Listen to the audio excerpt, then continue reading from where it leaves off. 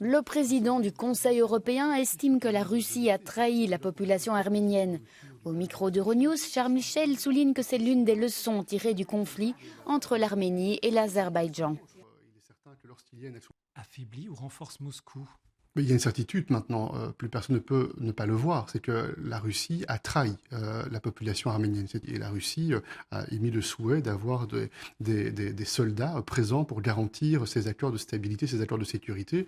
Et on voit que cette opération militaire a été déclenchée sans qu'il y ait la moindre réaction de la Russie qui était sur le terrain. Ce qui n'était pas le cas de l'Union européenne qui, elle, n'a pas de force militaire présente sur le terrain, comme vous le savez. Vous allez rencontrer Joe Biden. Charles Michel tentera une nouvelle médiation entre l'Arménie et l'Azerbaïdjan lors du sommet de Grenade, à la fin de la semaine, même si la dernière n'a pu éviter l'offensive militaire. Au 1er janvier, le Haut-Karabakh cessera d'exister. Comment créer la confiance dans ces conditions ?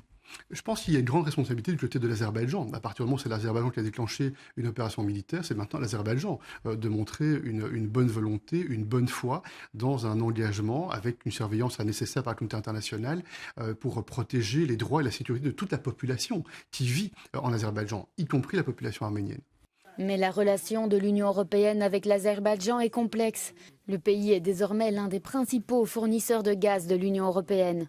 Une situation que Charles Michel s'abstient de remettre en cause, préférant mettre l'accent sur les efforts de paix.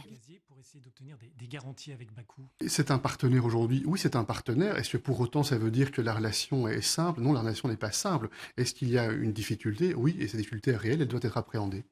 Vous pouvez regarder l'intégralité de l'interview de mercredi sur Euronews dans notre programme The Global Conversation.